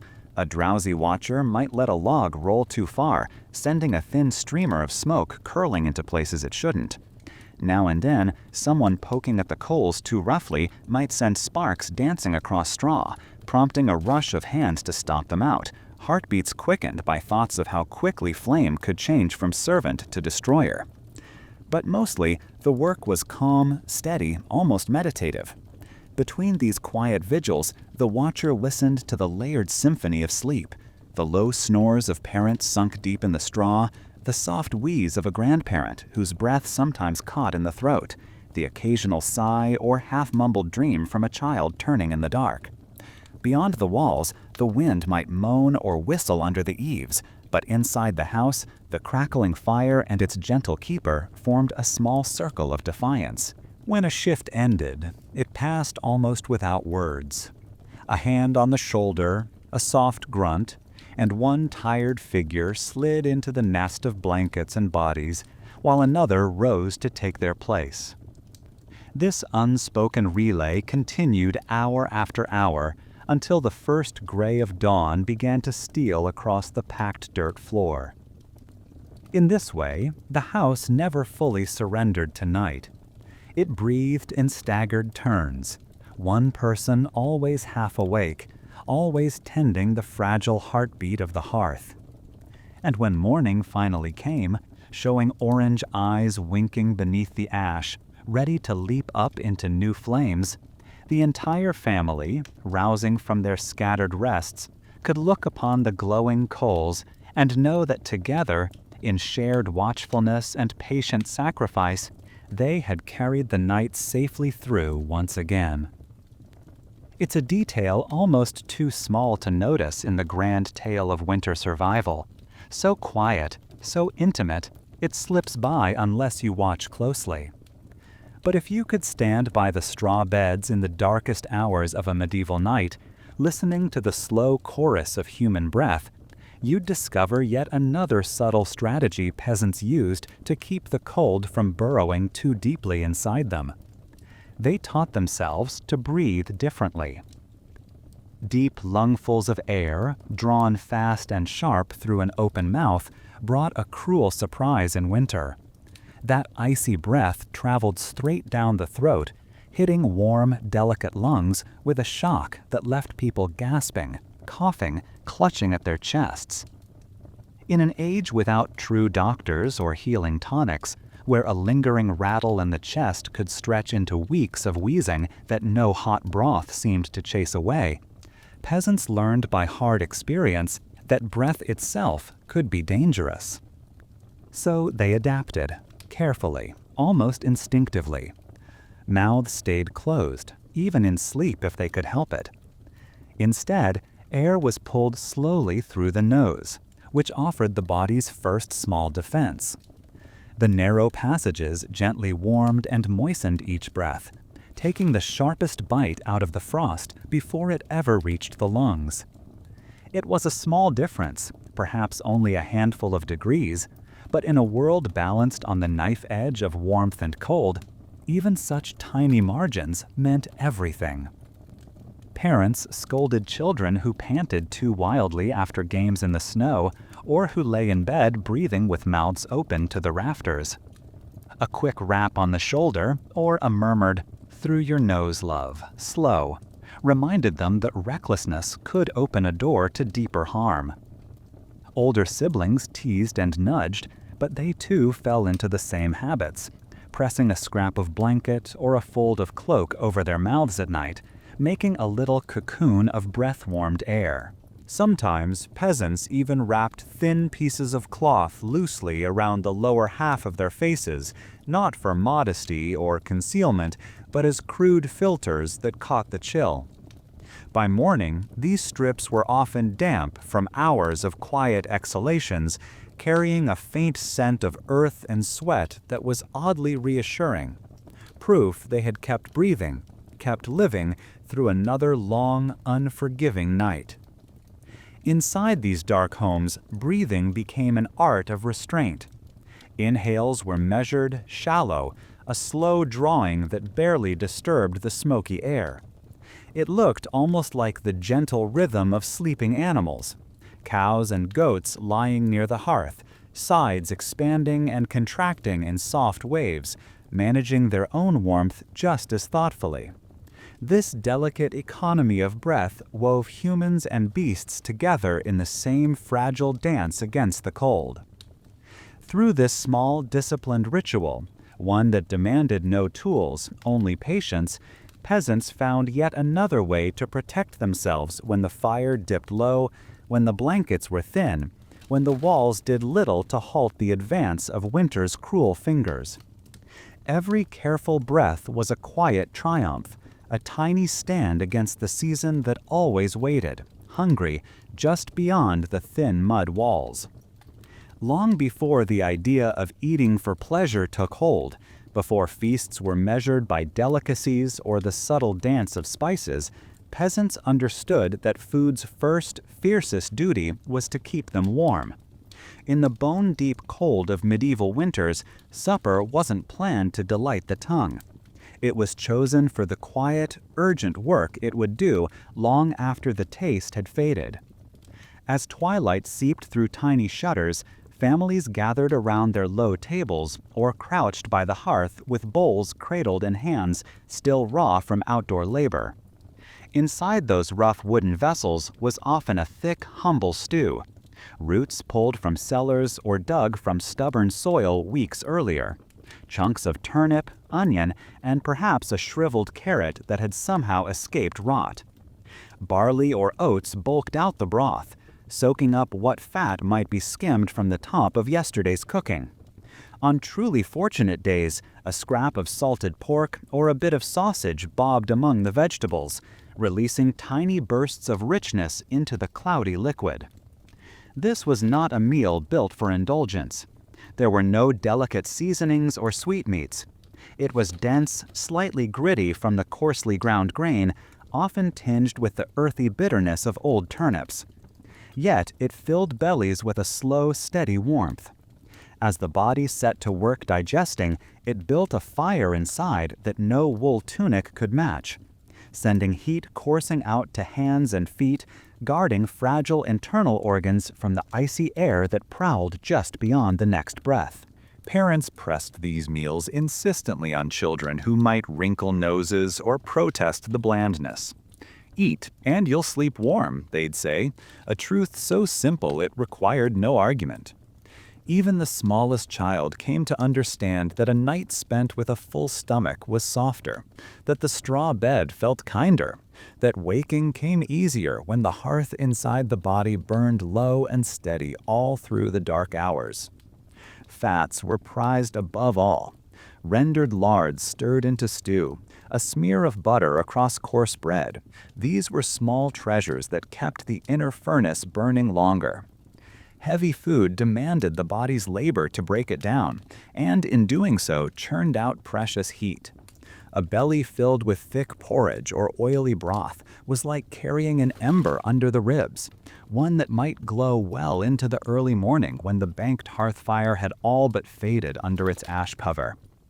Sometimes this came at the price of strange dreams, visions as murky and tangled as the stew itself, woven from overtaxed digestion and the ghostly drafts that wandered through the house. But no one complained. Better to wake startled under a blanket of sweaty wool than to tremble all night, chasing sleep that refused to come to a hollow, shivering body. So each evening, peasants gathered close in the smoky gloom, passing bowls hand to hand, listening to the quiet scrape of spoons and the low, breathy sounds of satisfied hunger. They fed themselves not on pleasure, but on survival. Every mouthful was a small promise that the heat inside them would hold out just a little longer against the cold that waited, patient, certain, beyond the thin walls. In this way, turnip stew and barley mush became more than humble fare.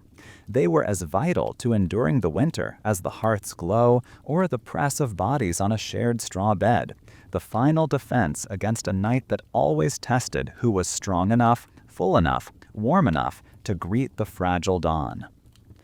Long after the last bowl of steaming stew was scraped clean and the coals in the hearth lay tucked under their ash blanket, another ritual stirred to life within the dim walls of a peasant's winter home. As the cold pressed closer outside, sliding its silent fingers under doors and through every seam it could find, families reached for comfort beyond mere straw beds and smoky wool. They reached for small flames, whispered words, and an ancient trust that something unseen might keep watch where their own weary vigilance could not. Candles were precious, thin, uneven things that burned with a quiet determination, their flames shivering at every stray gust. Often they were made from tallow, their smoky scent mingling easily with the household's tapestry of goat, straw, and hearth ash. Lighting one at night wasn't done carelessly. It was both an expense and a subtle ceremony. Someone would cup a hand around the tiny wick, shielding it from mischievous drafts until the flame caught strong enough to stand on its own. Its gentle glow painted faces with a living softness, highlighting the lines of worry etched deep by long seasons of hunger and cold. Around that small circle of light, words rose up. Some were formal prayers, halting recitations half remembered from gatherings at the village church, muttered with closed eyes and calloused hands clasped tight. Others were simpler, almost like secret pacts made with the night itself. A mother might murmur hopes that her children's breathing would stay steady until morning, her thumb tracing slow patterns across a little one's back. An elder might close garled fingers around a strand of beads or a carved wooden token, lips moving in a silent plea that the wind would not find new cracks to slip through before dawn. They believed, with a certainty born from centuries of repetition, that these words mattered, that humble chants and crooked crosses marked on doorframes could confuse the cold spirits lurking beyond the threshold, or perhaps soften the hearts of distant saints watching from far-off heavens. Holy water, when it could be spared, might be flicked in tiny droplets across the hearth, a gleaming arc of protection that sizzled faintly if it caught a live ember. Chalk lines drawn over lintels stood as bright sentries against things neither fully understood nor questioned too deeply. Even the way they handled candles carried quiet superstition. Some households let them burn down completely, believing a candle snuffed too early might invite misfortune or an untimely chill. Others kept vigil to pinch them out precisely, whispering small benedictions into the wisp of smoke that curled up like a fragile spirit leaving the room. And it wasn't always solemn. On nights when the wind howled less cruelly and the fire found new life under gentle prodding, stories wove themselves into these gatherings. Tales of villagers long gone who once tricked a bitter season with clever schemes, of brave wanderers who crossed icy forests and returned with sacks of grain, of mischievous sprites who loved nothing more than to tangle hair while people slept. In these tellings, laughter rose, tentative at first, then growing like embers coaxed into flame, another small warmth to push back the chill. Through it all, the children listened with wide eyes, learning not just the stories, but the very cadence of fear and hope twined together. They learned how to shape words that pleaded for gentle weather, how to murmur thank yous into the dark when a storm passed them by, how to sit very still when an elder traced protective signs into the air with a trembling hand. In the quiet hours after, when the candles finally dwindled to shrunken nubs and the last murmurs of prayer faded into a hush, a different kind of peace settled over the straw beds. Outside, winter might still pace impatiently around the house, tapping at the shutters with icy knuckles.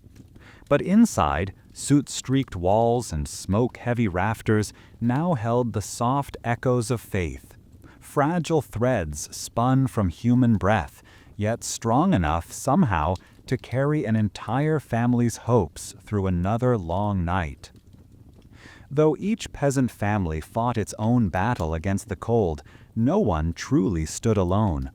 Beyond the fragile walls of any single cottage stretched a web of muddy lanes and frost-hardened paths connecting every home, barn, and byre, binding them into something larger, a living village body that breathed and strained through winter together. In these tight-knit communities, survival was never just an individual affair. A hearth might belong to one household, but its glow, its faint column of smoke curling into the gray sky, was watched by many. When a chimney stood cold too long, when no thin ribbon of wood smoke marked its daily exhale, it didn't go unnoticed. Neighbors, even those grumbling over past disputes about stolen hens or trampled garden plots, would drift toward the silent house. A cautious knock, a call through the crude door, checking first out of duty and soon out of genuine fear that inside they might find only stillness. It wasn't uncommon for villagers to press a bundle of kindling or a glowing ember wrapped in damp cloth into a shivering neighbor's hands, urging them to get their hearth back to life. If a storm had blown open a roof seam, men arrived with fresh bundles of thatch and hands already raw from fixing their own leaks. If someone's straw bed had rotted down to cold dirt, another family might surrender a little of theirs, knowing too well that a neighbor freezing in the night was a shadow that might stretch all the way to their own doorstep.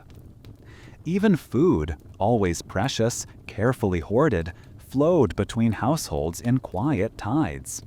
When the root cellar of one family began to echo with emptiness too soon, it was rare for them to stay hungry without at least a thin stew ladled out by another's hearth. No one could spare much, yet somehow bowls still found room to stretch a little thinner. During the harshest stretches, communal cauldrons sometimes bubbled at the center of the village, fed by whatever scraps could be gathered. A handful of barley here, a carrot or shriveled apple there, a chunk of salt pork surrendered from someone's dwindling store. Children arrived with wooden cups, faces pink from the cold, to carry home thin broth that nonetheless carried the heat of many homes combined. Even the simplest errands took on the hush of shared responsibility. Boys ran barefoot through crusted snow, ferrying urgent words, whose cow calved early and needed help, who lay coughing under blankets that smelled of mildew and fear. Girls carried baskets between doorways, half full of turnips or oatcakes, sometimes coming back with a different parcel tucked under their shawls. No ledger recorded these trades. The memory of who had given and who might need more later lived in the villagers' hearts, measured by nods across frozen lanes and murmured thanks that didn't quite break into smiles. Arguments certainly flared. Harsh words over boundaries or missing tools rose as easily in winter as any other season. But cold had a way of shrinking pride. Grudges, however bitter, were often set aside when the wind howled through every street like a hungry beast. After all, the family you feuded with today might be the same one whose fire you borrowed tomorrow. And so, under that unspoken rule of mutual dependence, life stumbled forward together, one neighbor's breath warming another's hearth, one household's ember kindling hope across the lane. Through this dense weave of small kindnesses and reluctant mercies, the village itself became a kind of sprawling organism, each hut a fragile organ sustained by the warmth of all the others. And when spring finally broke the earth's frozen grip, when ice slipped from thatched roofs and roads turned from iron-hard paths to soft muddy rivers, it wasn't just individual families who had endured. It was the entire village that stepped blinking into the longer days, carrying with them the quiet, unadorned triumph of having pulled each other through yet another long winter's test. Sometimes, despite every careful layer of wool and dirt, every ember tenderly banked under ash, every whispered prayer and neighbor's helping hand, winter simply pressed too hard. It came in waves of biting wind that never seemed to stop, or nights so long and still the world felt frozen in place. In those seasons, the village awoke not to the usual quiet noises of animals and clattering pots, but to an awful hush that carried a weight all its own. It usually began with small signs: no trail of thin smoke rising from a chimney, no child's footprints marking a playful scramble through one house to another. Maybe someone would call at the door, waiting with hopeful patience for the latch to lift and familiar faces to appear. When nothing moved inside, when the silence behind the walls seemed thick as the frost on the windows, dread grew heavy in the chest. Eventually, a group of neighbors might gather, hats pulled low and hands buried deep into armpits for warmth, muttering to each other as they finally pushed open the stubborn door. What met them beyond that threshold was not always the chaos they feared. Often, it was a scene heartbreakingly still. A family curled together under a pile of blankets and old cloaks, straw packed around them like the nest it was meant to be, expressions calm as if only deeply asleep. Except the air inside was sharp and unmoving, breathless in the worst way, and fingers that brushed against cheeks came away stiff and cold. Sometimes the fire had burned down to nothing, just a bed of gray, lifeless ash. Perhaps wood had run out days before, or the final watcher through the night had dozed off, too exhausted to notice the glow dying in front of them. In other homes, logs might still be stacked nearby, but the people themselves had simply run out of the strength to rise again, to build another small fortress of flame against the advancing dark. Stories of such losses rippled through the village like cracks through ice.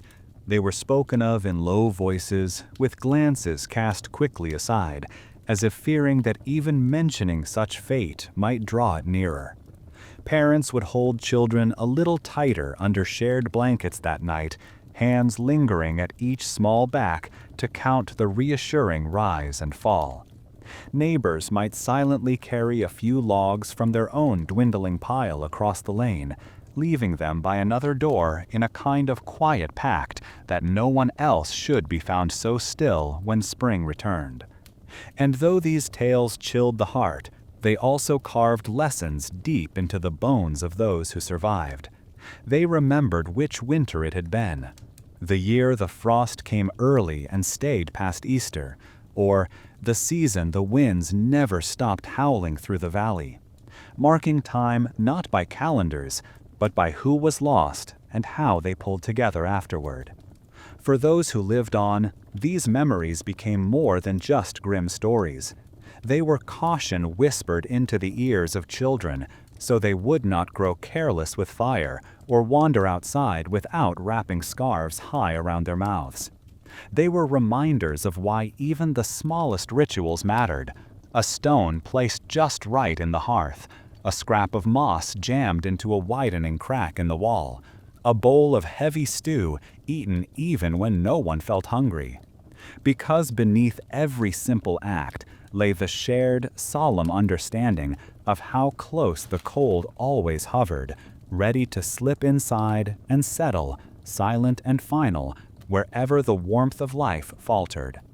And so the village carried these haunted spaces among them, moving forward each year with a little more caution, a little more fierce tenderness for every ember, every breath, every small living heartbeat that still pulsed stubbornly against the winter's long, patient reach.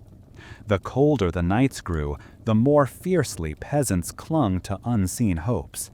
As the wind prowled outside, brushing against the walls with long, searching fingers, something deep inside them turned upward, reaching for comfort in places the hearth couldn't reach. In those hours when even the thickest cloaks and the warmest beds felt like fragile defenses, faith and old superstition rose up to fill the void. Prayer was woven into these long winters not just as duty, but as a breath of warmth all its own. Families gathered close by the dimming glow of the hearth, hands intertwined or clasped tightly around rough wooden crosses, or strings of beads polished smooth by decades of anxious fingers. Lips moved in soft unison, mumbling words passed down from grandparents who had once crouched on these very same dirt floors, whispering to the same faraway saints. Some called on familiar protectors. St. Nicholas, long before he became the jolly figure of modern tales, was invoked to shield households from sudden ruin, to keep the roof from caving under snow or the animals from falling ill. St. Blaise guarded throats, a desperate plea in villages where even a small cough in winter could deepen into something far more worrying. Names of local patron spirits danced among the Latin prayers, tangled with blessings remembered from pagan roots, their edges softened by generations of telling.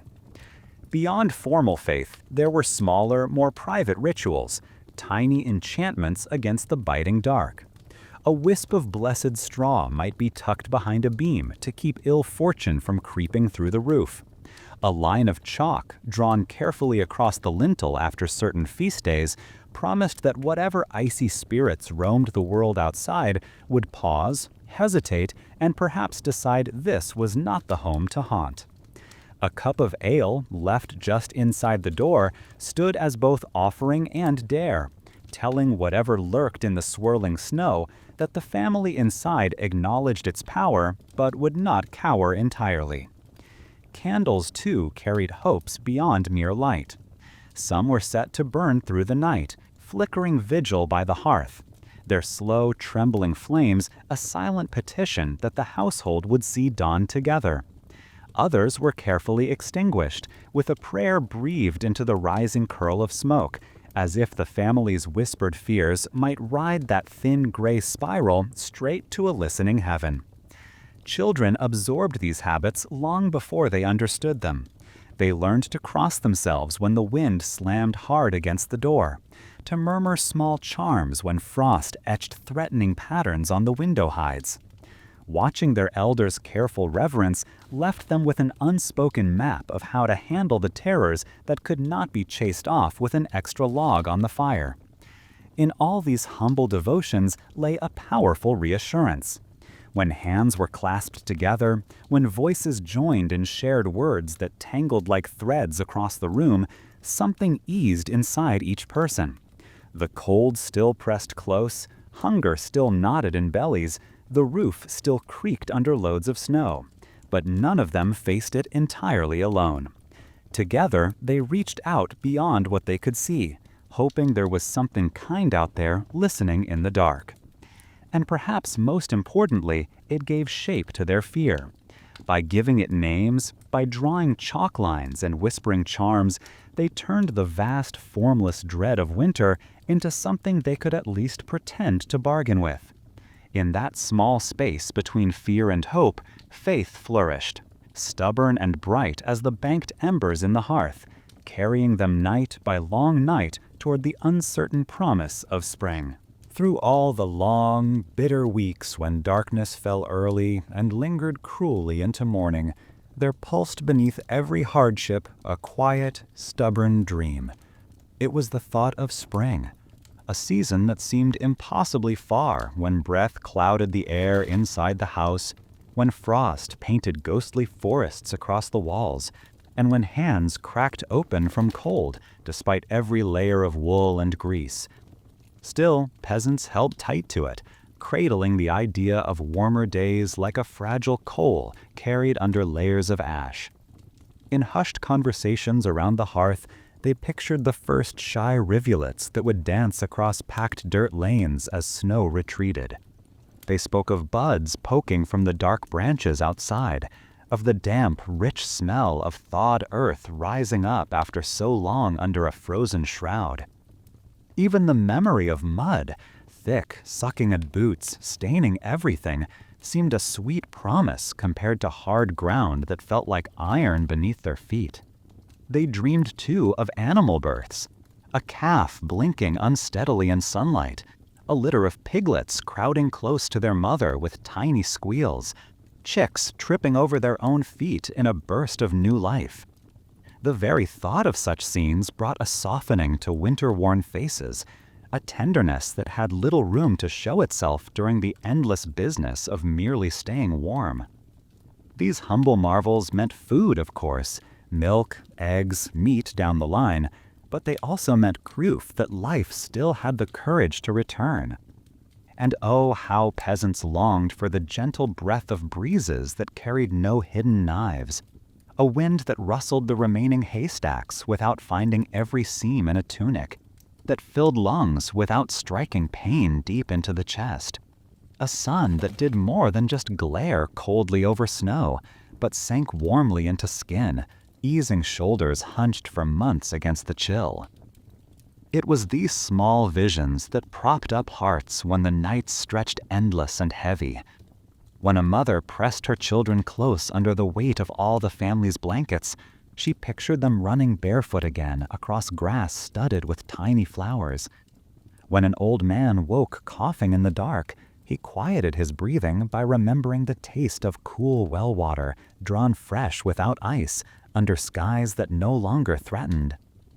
Even the simplest future labors shimmered with desperate allure. There would be fields to dig, fences to mend, carts to haul through half-dried ruts, back-breaking work under any other telling. But in the depths of February, each promise of sweat earned under a bright sun was a hymn. These were the chores of a world reborn, tasks that meant the village had won yet another round in its timeless match with winter. So they endured. They wrapped themselves tighter at night, murmured half-embarrassed prayers, split the last of the root seller's offerings with careful hands. They scolded each other to finish heavy meals. They watched embers with a vigilance that felt almost holy. Because beyond every small, rough survival stood that brilliant vision of thaw. And when finally, the days began to stretch again, just enough for an evening glow to linger longer across the doorframes, peasants stepped into the tentative light with hearts swollen by relief and raw wonder. In truth, it was never just about reaching another season. It was about tasting again what it meant to be alive without fear in every breath, about seeing that the earth had forgiven their long trampling and would feed them yet again. It was about feeling how the cold, for all its cruel power, had not managed to extinguish their quiet yearning for the simple, tender joys that waited just on the other side of the thaw. Not everything faded with the retreat of snow. Even as green slowly crept back across fields, as brooks laughed again where once they lay hushed under ice, the lessons of winter held firm. Centuries later, echoes of those hard-won strategies still murmur through habits and quiet customs, small traces of ancient battles with the cold that modern warmth hasn't entirely managed to erase. In farmhouses and cottages, families kept the old practice of sealing up drafts long after glass windows and sturdy doors should have made it unnecessary. Grandmothers tucked scraps of cloth or rolled towels against thresholds with the same practiced hands their ancestors used to jam moss into wall cracks. It became less a desperate fight for survival and more a homely ritual, a kind of gentle nod to all those who once stayed up at night feeling icy breath slip across their ankles. Kitchen traditions, too, carried whispers of peasant winters. Hearty stews simmered slowly on stoves, thickened with grains and root vegetables that could keep bellies warm through long nights. Even when markets offered tender cuts and exotic spices, there remained something deeply comforting, almost reverent, about a pot of humble broth heavy with barley or turnips, left to grow richer hour by hour. A dish meant originally to feed hunger was also designed, very practically, to feed heat. Layering clothing, once an absolute necessity, lingered as well. Parents still wrapped children in multiple shirts, fussing over scarves and mittens, pulling hats down snug, even when the air was only brisk rather than biting. Old sayings warned that it's not the coat that warms you, but what's beneath it, echoes of wisdom first born when a single missed layer could mean a night shivering dangerously close to harm. Folk cures and small superstitions survived winter after winter, braided so thoroughly into everyday life that few paused to question them. A mug of steaming milk with a knob of butter to keep the chill from settling in the bones, a dab of grease on boots to ward off damp that might creep up from treacherous ground, even the habit of speaking softly on nights when the wind whistled hard, as if not to draw its attention. These customs, once sharpened by real fear, softened into family quirks, odd perhaps to outsiders, but rich with the wheat of stories only half remembered. Above all, what lingered was a kind of quiet watchfulness, an instinct to prepare, to lay by more than needed, just in case, to keep an eye not just on one's own hearth, but on how smoke rose or didn't from the chimney down the lane.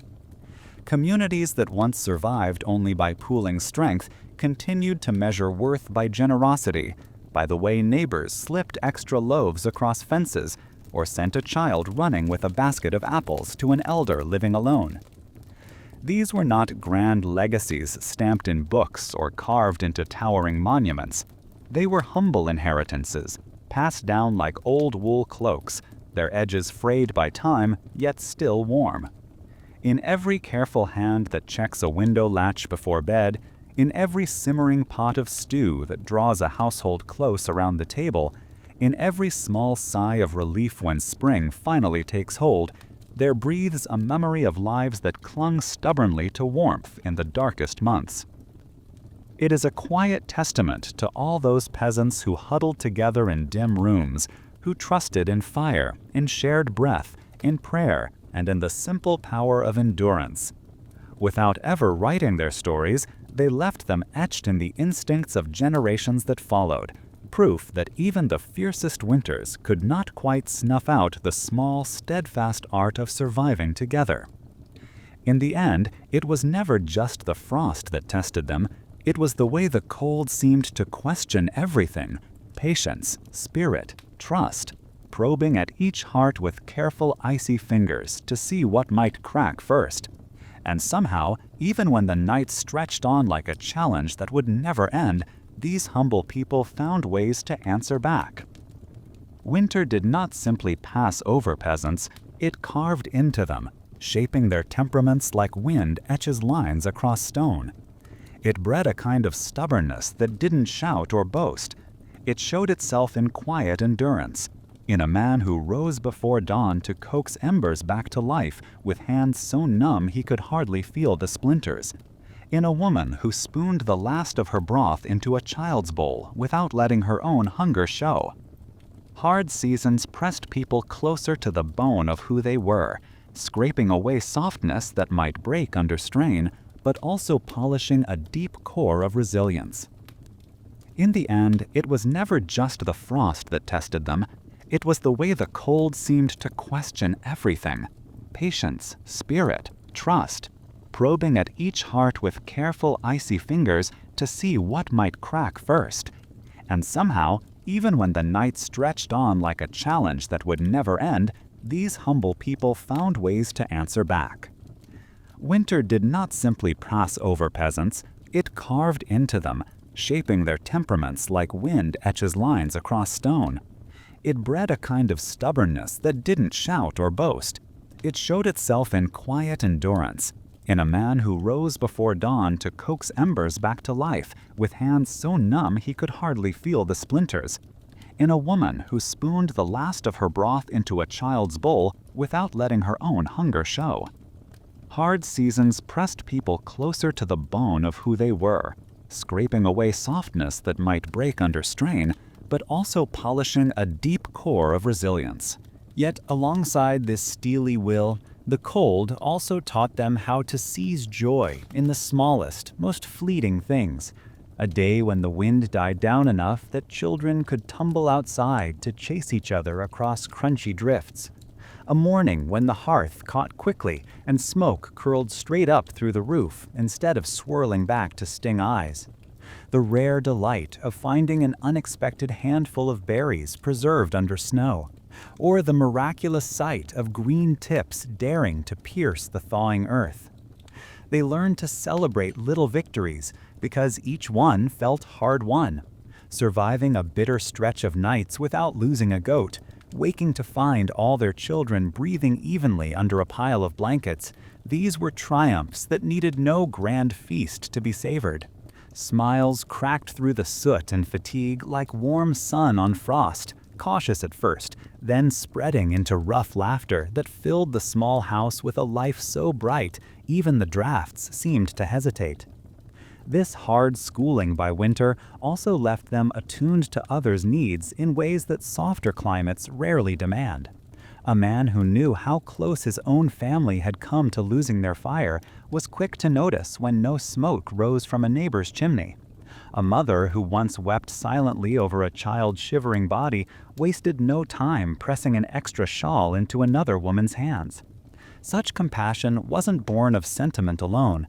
It was born of understanding, an unspoken agreement that one day the cold might turn its full attention on them again, and then they too would hope for mercy in the form of a kind face at the door.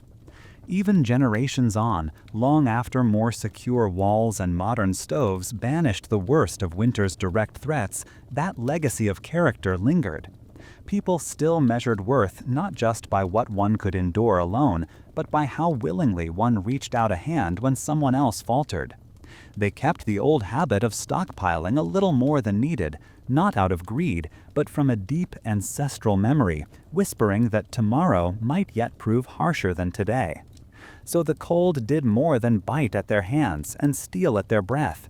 It etched into them lessons about patience and toughness, but also about savoring every small warmth, whether it came from a glowing ember, a steaming bowl of broth, or the simple nearness of another human heart beating bravely in the dark. These were souls tempered by countless storms, who understood better than most that even the bleakest season could not quite extinguish the stubborn spark that drove them to build, to care, and to rejoice, however modestly, when the sun finally returned.